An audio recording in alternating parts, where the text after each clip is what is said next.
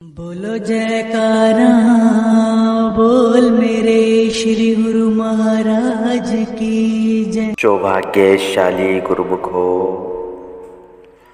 संसार में ऐसी कोई वस्तु दिखाई नहीं देती जिससे तृप्ति उपलब्ध हो, इसलिए इनकी आशा त्याग एवं मालिक की आस रखो जिससे शाश्वत तृप्ति प्राप्त हो। संसार में सबसे बड़ा आश्चर्य यह है कि इंसान यह देख रहा है कि प्राणी मृत्यु के गार में जा रहे हैं, परंतु फिर भी वह स्वयं को स्थिर समझता है। सतर्क होकर मन से युद्ध करो। जिस प्रकार लोहा लोहे को काटता है, उसी प्रकार श्रेष्ठ कर्मों से बुरे कर्मों की जड़ को काट दो।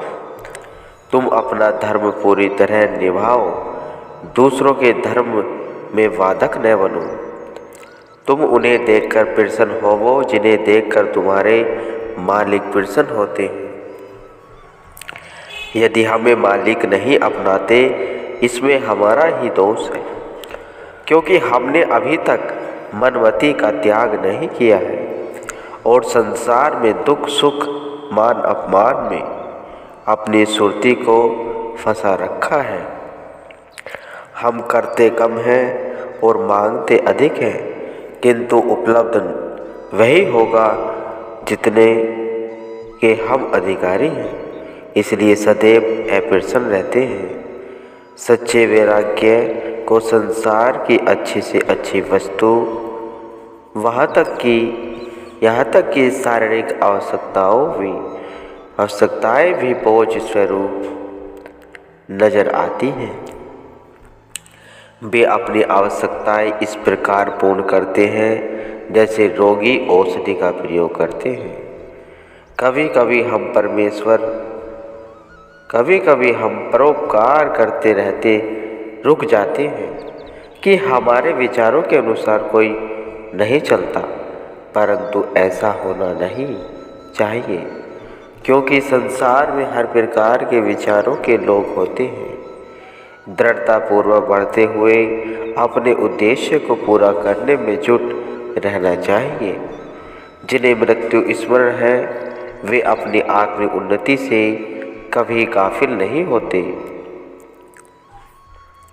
यदि भक्ति करना कठिन है तो 84 भोगना भी सरल नहीं है। नर अग्नि सहन करने की अपेक्षा यहाँ की कठिनाइयाँ सहन करके भक्ति मार्ग में दृढ़ता से बढ़ते जाना और अलौकिक सुख को पा लेना हजारों गुण उत्तम है। यदि तुम्हारी इच्छा अनुसार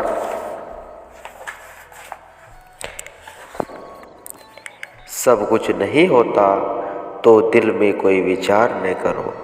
धैर्य और सहनशीलता से मालिक की मौज में खुश रहो। जो सेवक भक्ति के गहरे भेदों से अनभिज्ञ है, कभी कभी भूलकर संसारियों के वहाँ आडंबर देकर उन्हें सुखी और शांत समझने लगते हैं, परंतु यदि उन्हें भक्ति के वास्तविक आनंद का अनुभव हो जाए कि भक्ति मार्ग के सादा जीवन में अपार सुख और अथाह शांति समाई हुई है, तो फिर उन्हें संसारी आडंबर बिल्कुल फीके प्रतीत होंगे। तृप्त वही है जिसके पास संतोष है, न कि जिसके पास अधिक धन है। सच्चा सेवक शारीरिक क्रिया पर अधिक समय नष्ट नहीं करता। उसे तो यही लगन रहती है कि अधिक से अधिक समय सेवा में व्यतीत हो। हे मेरे मालिक, मुझे शारीरिक इच्छाओं से मुक्त कर दो, ताकि मैं आठों याम आपकी सेवा में संलग्न रहूं। सांसारिक पदार्थ जमा करके अपने आप को भाग्यशाली समझना नादानी है।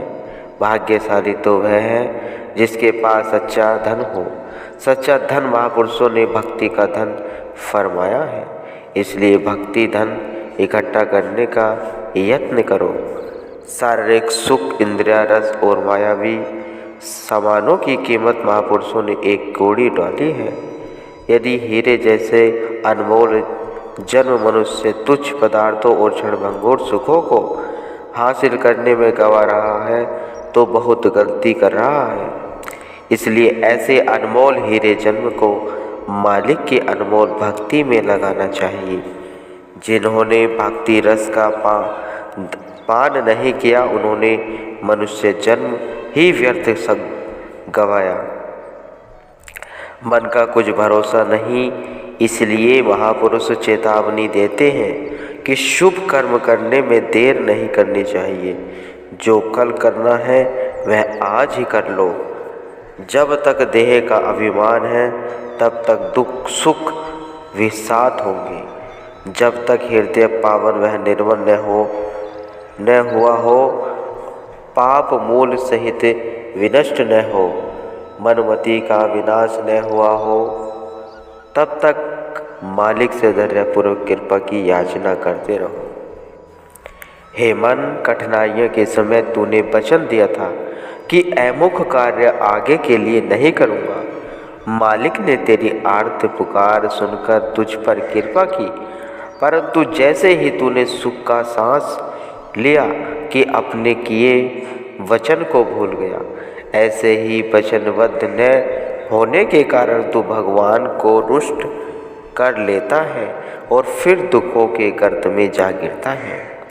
हमारा चित्त स्थिर नहीं है, इसलिए हमें अत्यंत नम्रतापूर्वक मालिक से प्रार्थना करनी चाहिए कि वे हमें शक्ति दें ताकि चित्त स्थिर हो और भक्ति पथ में दृढ़ता से विश्वासपूर्वक लगा रहे। शरीर के सुख आराम व आलस्य में समय व्यर्थ न गवाओ, बल्कि तन मन को सेवा में जुटा दो ताकि मन को व्यर्थ बातें सोचने का अवसर ही न मिले। जिसे अपना भविष्य बनाने की चिंता नहीं है उसे बुद्धिहीन समझना चाहिए। पाप पूर्ण अधिक जीवन से तो पूर्णकृत थोड़ा जीवन श्रेष्ठ है। जीवन को सुधारने का साधन सांसारिक वस्तुओं से वैराग्य, सद्गुरु शब्द का अभ्यास और उनकी मौज पर प्रसन्न रहना। सदैव ऐसे नियमों का पालन करो जो सदा तुम्हें स्वस्थ रखे। न कि अधिक भोजन करो, न भूखे रहो, न बहुत नींद करो, न अधिक जागरण करो, न अधिक बोलो और न अधिक बिल्कुल चुप रहो। मध्यगामी मार्ग की प्रकृति बनाओ। तुम समझते होंगे कि संबंधियों का तुम्हारे साथ मोह है, परंतु गलत समझते हो। इनका मोह तो स्वार्थ से है। जब स्वार्थ पूर्ण नहीं होगा तो एक क्षण में ही तुम्हें भूल जाएंगे। मृत्यु उपरांत मेरे संबंधी मेरे लिए मेरी पूंजी में से कुछ करेंगे। तुम यह विचार छोड़ दो। अभी अपने हाथों में ही कुछ परमार्थ करना है तो कर लो, नहीं तो तुम्हारे बाद तुम्हारे लिए दूसरे भी कुछ नहीं करेंगे। जब किसी को परदेश जाना होता है तो अपने लिए रास्ते का सामान तैयार कर लेता है, परंतु आत्मा की यात्रा तो इतनी लंबी है, उसके लिए हमने कोई तैयारी नहीं की। उस यात्रा के लिए हमें नाम, सेवा, भक्ति का सामान साथ लेना चाहिए। यदि अभी से भजन अभ्यास की प्रकृति न बनाई और शरीर निर्मल हो गया तो क्या करोगे? इसलिए अभी से यह स्वभाव बना लो कि बिना किसी अनुपस्थिति के प्रतिदिन कुछ समय भजन अभ्यास में अवश्य दिया करो, ताकि बाद में कोई कठिनाई न हो। इस झूठे यौवन के सौंदर्य का अभिमान न करो, क्योंकि देख भी रहे हो कि कई युवा अवस्था में ही खाली हाथों जा रहे हैं। जो गुण तुम्हें सद्गुरु के निकट ले जाते हैं उनमें उन्नति कर रहे हो या नहीं, ऐसा ध्यान रखना चाहिए। यह विश्वास करो कि तुम्हारा प्रत्येक कर्म प्रभु देख रहे हैं और वे उत्तम न्यायकारी हैं, पक्षपात नहीं करेंगे। पाप करके पश्चाताप करना और फिर दोबारा वहीं पाप करना अपने को धोखा देना है। मालिक तुम्हारे कर्मों का लेखा करेंगे, इसलिए ऐसे कर्म न करो कि उस समय लज्जित होना पड़े। यह सदा याद रखो कि मालिक की दरगाह में प्रत्येक अपने कर्मों का स्वयं उत्तरदायी है, कोई दूसरा आपके स्थान पर जिम्मेदार न होगा। इसलिए ऐसे कर्म न करो कि जिसका परिणाम दुखदायी हो। दिल करो साफ तो मालिक करे माफ। हमारे अवगुण ही हमारे लिए नर अग्नि की लकड़ियाँ हैं, इन्हें यहाँ समाप्त करना चाहिए। हम स्वयं से अन्याय करते हैं जबकि भक्ति को माया पर नौछावर करते हैं। आलसी और भोगी मत बनो, परंतु पुरुषार्थ एवं योगी बनो। बुद्धिमान उसे समझो जो सद्गुरु के आगे अनजान बनकर रहता है। अपने धर्म के लिए कष्ट सहन करके लोगों तक प्रसन्नता प्राप्त होगी। वह झोपड़ी वे महल से अच्छी है जहाँ पर प्रभु नाम का बसेरा है। जिसके मन में सांसारिक अधिकारियों का अभिमान भरा हुआ है, वह मालिक के द्वार पर सुशोभित नहीं होता। उस जगह तो नम्रता, धैर्य और सहनशीलता वाला ही सुशोभित होता है। मालिक की दरगाह में अभिमान से भरे व्यक्ति की कोई कदर नहीं है, चाहे वह विद्वान हो, धनवान हो या शक्तिवान हो। परंतु एक निर्माण और निर्मल मन वाले को अधिक सम्मान मिलता है। सादा वह थोड़ी मात्रा में भोजन खाने से स्वास्थ्य ठीक रहता है और सुरती एकाग्र होकर भजन में लगती है। यदि मन में मालिक का भय है तो शेष सबसे निर्भय है, और यदि मालिक का भय नहीं तो फिर यहाँ और वहाँ दोनों जगह भयभीत रहेगा। गुरुमुखो।